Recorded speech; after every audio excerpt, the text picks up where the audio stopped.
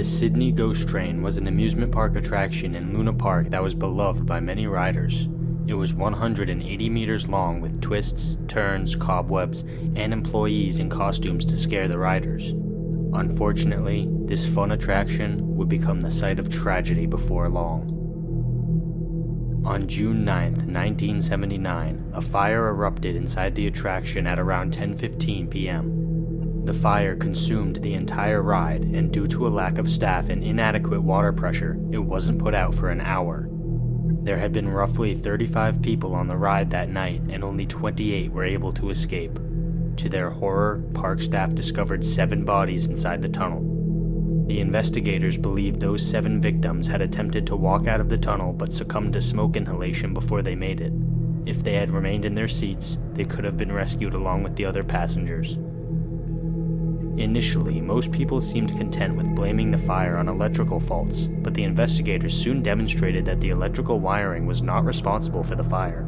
Despite having disproven that theory, they could not prove what did start the inferno. What they did find was that Luna Park's management had been negligent when it came to fire suppression regulations, but not to the degree that criminal charges were ever filed. Due to a lack of evidence, the case of the Sydney Ghost Train quickly went cold. Nothing could be found to suggest foul play, and the cause of an accident could also not be proven. However, this would all change in 2007 when a woman named Anne Buckingham was given an interview with the Sydney Morning Herald. Now, you might not know who Anne Buckingham is off the top of your head, and you would be forgiven for that. She herself wasn't famous at the time. It was actually her uncle, who was infamous for all the wrong reasons. Anne's uncle, Abe Saffron, was a notorious figure in Sydney's underworld. He was known to have committed several arsons in the years following the Ghost Train incident, and he was not the sort of person you wanted to associate with. Although Saffron denied involvement in the Ghost Train fire, his niece claimed he had wanted to seize control of Luna Park's lease, and he started the fire in order to do so. She also stated her belief that the 7 deaths were unintentional. A former park artist named Martin Sharp claimed Saffron had approached the owner of the park, Ted Hopkins, several years before the fire and offered to purchase the park, but he was refused. An inquiry revealed that people related to Saffron were responsible for supplying pinball and arcade games to the park, but Saffron himself was in no way officially linked to the ownership. After the interview with Anne Buckingham, Anne herself actually denied ever having made the statements attributed to her and demanded the story never be published. The Sydney Morning Herald claimed her statements had been recorded on tape during a live interview and she was therefore lying. It's unclear exactly why Anne would make those statements and then demand they never go public, but it's possible that Abe Saffron simply didn't want that kind of heat and potentially even gave her an ultimatum: her interview or her life. Whatever the case, the mystery of the Ghost Train fire has never been conclusively solved. It's a chilling thought that organized crime may well have played a role in the deaths of 7 innocent people, all to gain control of an amusement park. In my opinion, I don't think the ends quite justified the means.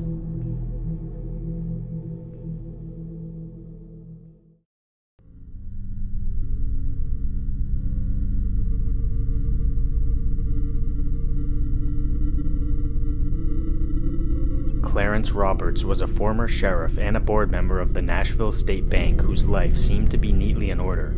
He owned a hardware store with his brother Carson, and by all accounts he appeared happy, enjoyed his work, he was friendly and social with many people, and he had a strong marriage. His wife, Geneva, had come from a poor family, but her husband and herself had used their family business to rise up and provide for their 4 sons.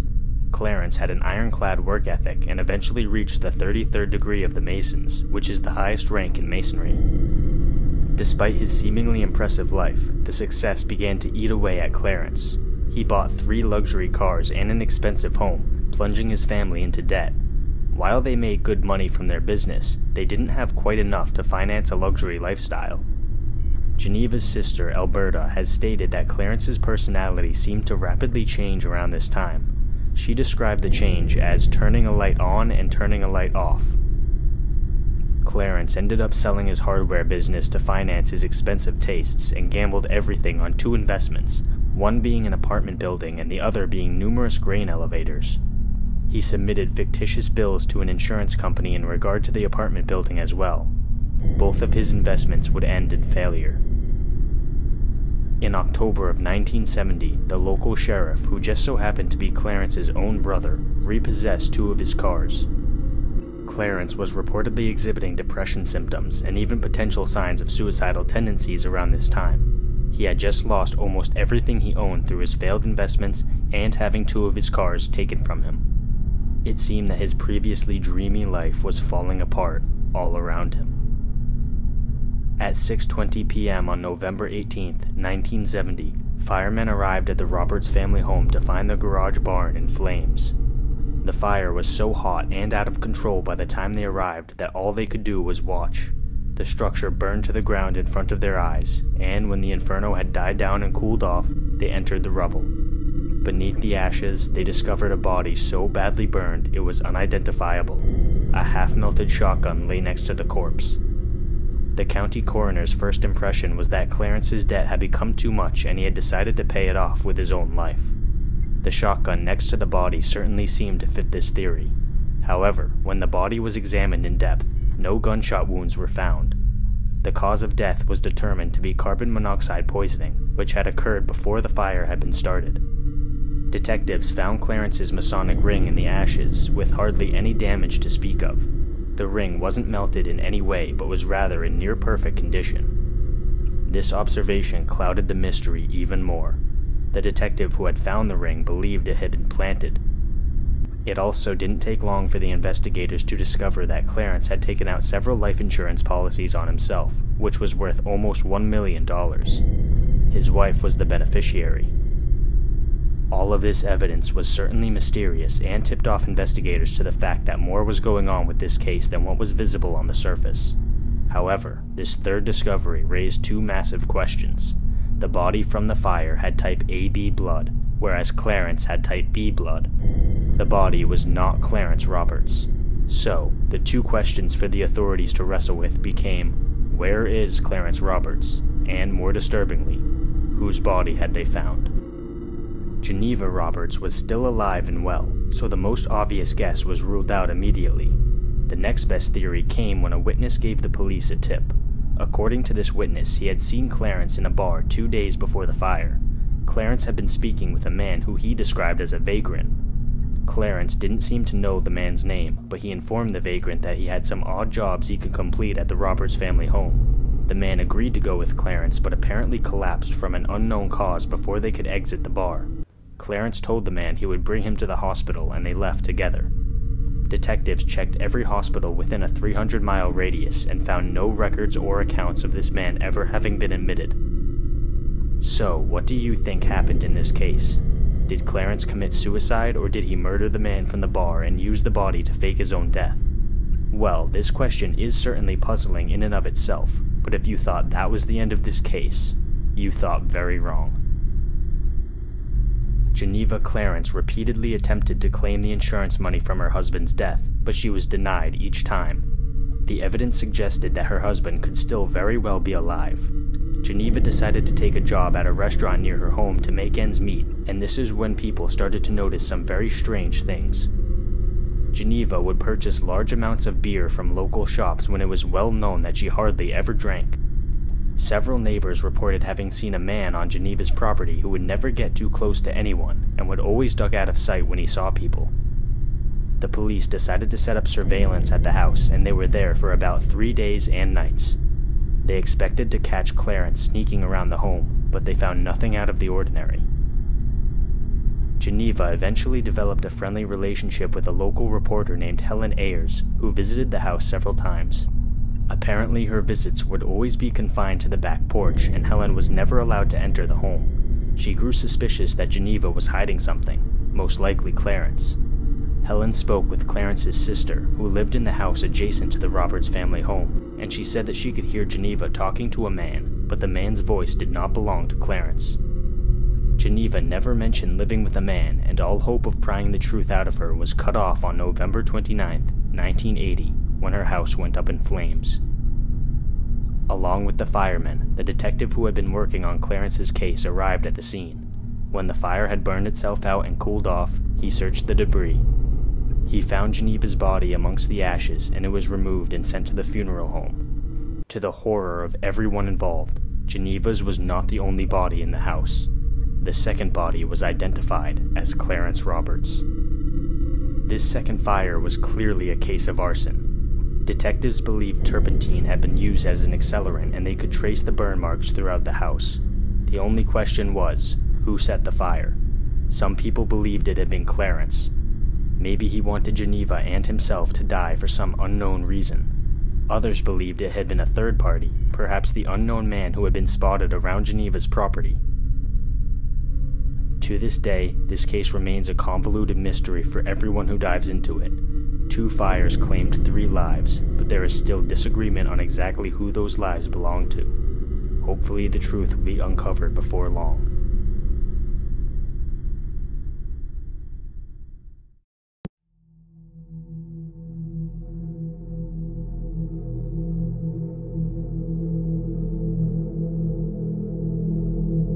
Myojo 56 was a building in Tokyo that was located in an area of the city that's best avoided.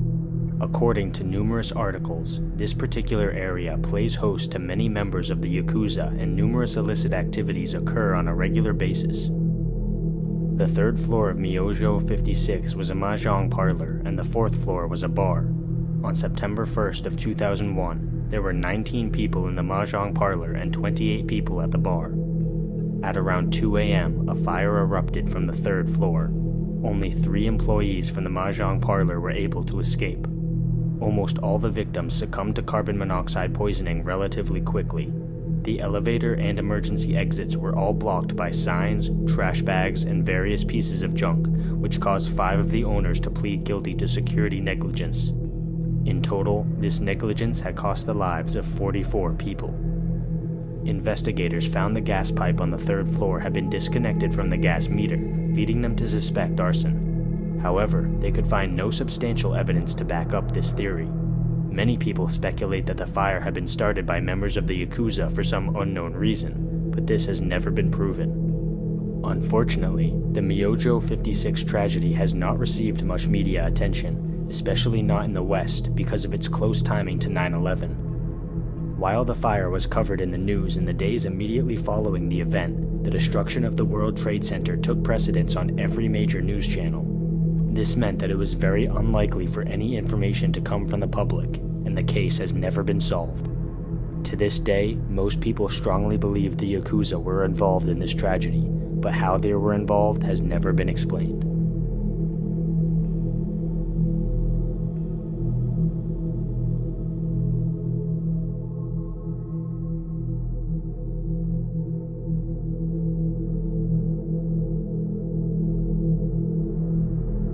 The story of Edward Mapps is one that will leave you sick to your stomach.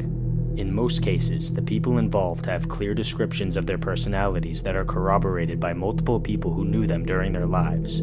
Edward Mapps, on the other hand, has a mixed bag of descriptions. Some accounts paint the picture of an eccentric artist who lived by his own rules. Others claim he was lazy, insolent, and had no friends. Yet more witnesses say he was kind and gentle, the sort of person who was a lovable oddball. Edward married a woman named Christine Wolbach and had a baby girl named Julia with her. Unfortunately, their family was far from ideal. Christine lived with her father, Robert Wolbach, while he was recovering from an injury. Despite Robert protesting, his daughter married Edward, who ended up moving in with them. During their life in the same house, Robert claimed that Edward never left the house and refused to do chores or get a job. His resentment for his son-in-law only grew with time. Eventually, Edward and Christine moved out of Robert's house so they could buy their own. Robert's estranged wife, Julia Wolbach, apparently pressured Robert into giving Edward and Christine some money to help with their down payment. He hated the entire situation and went along with everything through gritted teeth. On June 21st of 1962, firefighters arrived at the Mapps family home to find the structure in flames. Once the fire was under control, the first responders entered the house and saw a scene you would only ever expect to see in a horror movie. 4-month-old Julia Mapps was dead from smoke inhalation, and her mother was close to death, having been savagely beaten with a blunt object. Edward was nowhere to be found. Christine succumbed to her injuries before regaining consciousness. The most obvious theory was that Edward had murdered his wife and left his daughter to suffer a horrible fate. For years, he was on the FBI's 10 most wanted fugitives list. A second theory is that Robert murdered Edward, but this theory would also have to account for the deaths of Robert's daughter and granddaughter. This theory seems less likely than the first, although it is still possible. According to Julia Wolbach, not to be confused with Julia Mapps, Robert had been an unstable individual. He would reportedly become aggressive for no apparent reason and would make wild accusations out of nowhere.